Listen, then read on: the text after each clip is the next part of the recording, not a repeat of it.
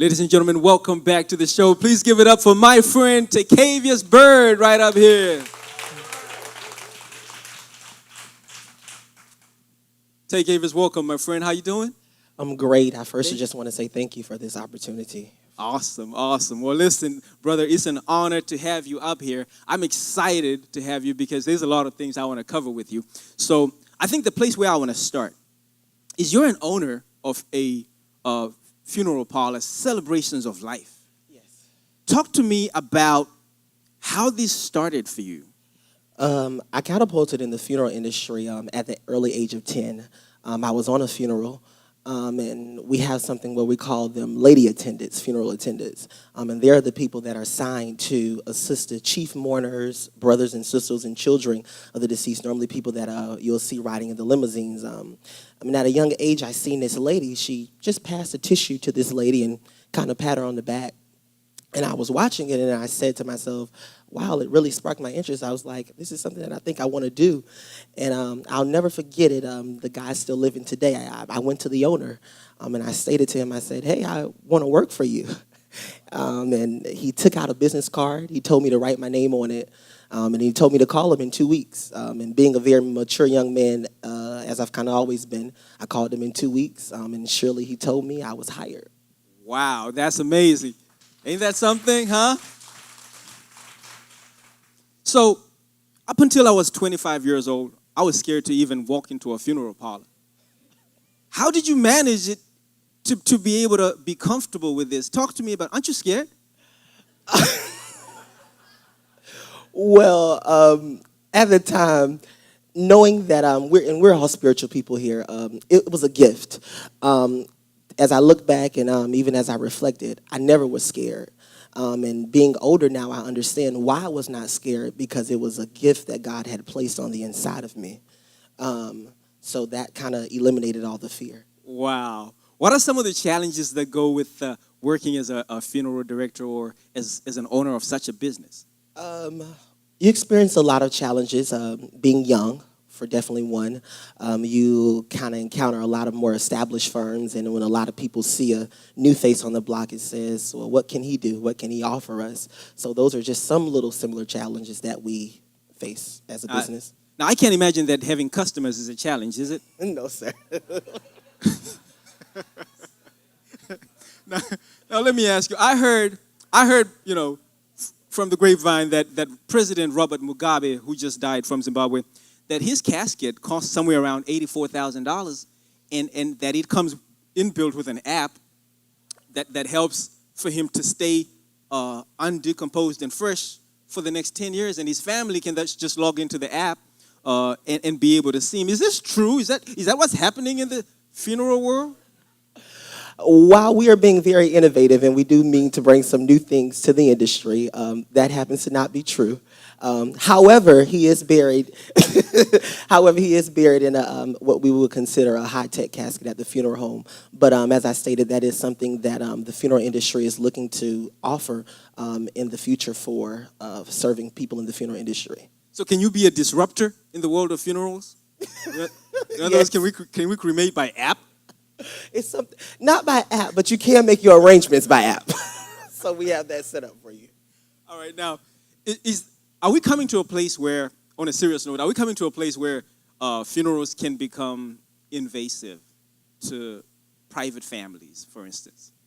The technology side. If we have maybe technology, like what I was just mentioning, is it possible that we could get to a place where technology starts to create Facebook Lives inside of a casket here? Not so much, I would say, the Facebook Lives. While I am considered to be a millennial, I am excited about the new innovative things that we are bringing to the funeral industry. I'm open and I'm optimistic to it. Not so much fun with the app, but I do think there are some technical things that can benefit families. All right. What would be the millennial way to run this kind of business? Now, we want to apply the millennial thinking into this. Funerals have been boring for a long time. Right. What can we do to bring the funk back in funerals? Well, I'm glad you asked. we call it celebration of life because we believe, and we're Christians, that we are supposed to celebrate the life. And while the Bible says that people mourn because they are, my goal and focus is that when a family comes in is that I don't want to focus more so on the mourning. I want to focus on who is this person? What were things about them? How can we incorporate, we have Lisa who has a school, how can we incorporate that service being themed to missions such as Miss Tammy? How can we associate with a cook? What can we do to provide just something different? Maybe we want to have a chef there handing out programs to the family because that's what the industry that he was in. All right, I love that. Give it up for that. That's creative right there. So I think one of the most interesting things about, I think just being a young funeral director, maybe this question I think is, it's for the ladies, all right? Now, whenever I try to ask someone out on a date, normally they want to know what I do. What kind of reactions do you get whenever you say, well, I'm a funeral director, I own the celebrations of life? When they ask you to elaborate, walk me through that conversation. How does that turn out? I'm not a funeral director because recording. I am a funeral home owner. I kind of say this. I normally will say that if I do consider talking to someone, it's more so someone in my profession because there are a lot of countless hours that a funeral home owner, a funeral director has to take. Our phone never stops. We're always open, so we can be opted to go to SeaWorld or Disney, and we get a call, and we have to serve a family. So definitely it's going to be someone that's more, for me, I kind of look for someone that's in the industry. So when I'm at the convention, I'm kind of, You heard that, ladies. You got to be at the convention, all right?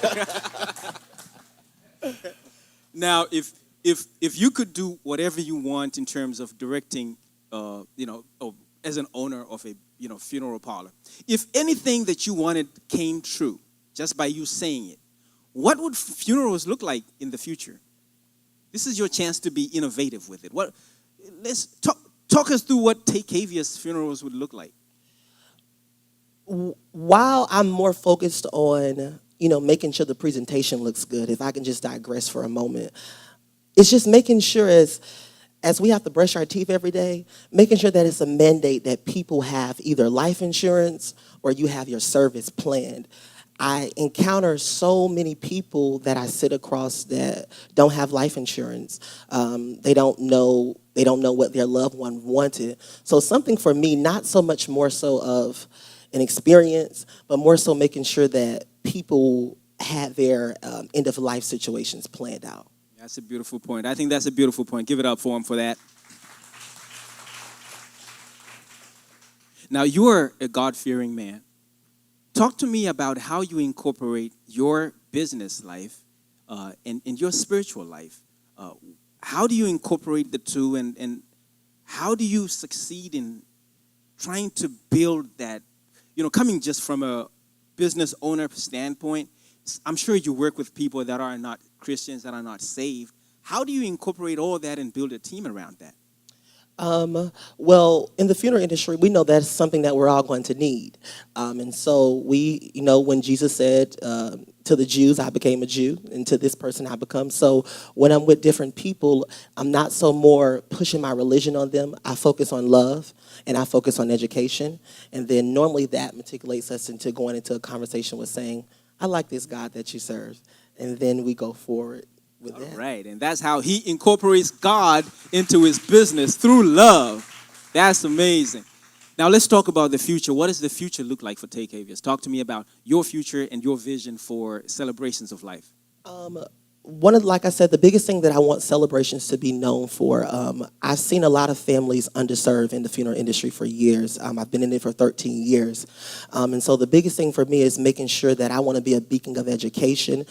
We have a small location, so we don't have a lot of expenses. And the reason I did that is because we don't want to be known for capitalizing on families. I have a passion for what I do, but I want people to be educated. If that's anything that I can leave or a legacy, that celebrations can be community, we want to do things that are going to educate you. So we have things like advanced planning, end-of-life planning, just things to always educate the people and let them know that you have choices, you have options, whether you go through my firm or any firm, is that I just want you to know the options that you have when that time comes. That's a beautiful thing. That's a beautiful thing. Give it up. Ladies and gentlemen, we've come to the end of our show tonight, but what I'd like for you to do, because I'm so inspired by what you do, I would like you to look into that camera right there and just speak to some young people out there that are still kind of out there not knowing what their purpose is and not doing anything with their lives. Give them something. I would like to say to every young, aspiring entrepreneur, it's impossible to please God without faith. And if God has given you the tenacity, and if God has given you the drive to do something, then you have to take that tenacity, and you have to take that drive, and you have to put it into action. There's going to be a lot of voices and a lot of people on the sideline. But if you know that God gave it to you, there'll always kind of be a bubbling or something, and he'll always cause that focus to come back to you. So just to remember to remain true and stay focused to what God has given you. Amen. Well, I take that. That is amazing. Tekeavias, thank you for joining us, Thank my you. friend. It has been an honor to have you.